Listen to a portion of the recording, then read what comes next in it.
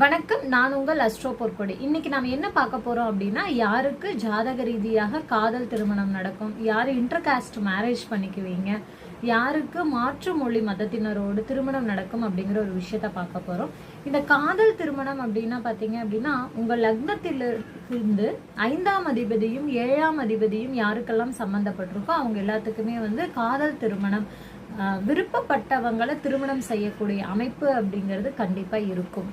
உதாரணமா இப்ப நீங்க மேஷ லக்னமா இருக்கீங்கன்னா, மேஷ லக்னத்திற்கு 5 குடையவன் சூரிய பகவானா வராரு, 7 குடையவன் சுக்கிரனா வராரு அப்படின்னா, இந்த 5 குடையவனும் 7 குடையவனும் 7வது வீட்லயோ அல்லது 5வது வீட்லயோ, உதாரணமா சிம்ம வீட்லயோ அல்லது துலாம் வீட்லயோ சம்பந்தப்படும் பொழுது உங்களுக்கு காதல் திருமணம் அப்படிங்கிறது இருக்கும்.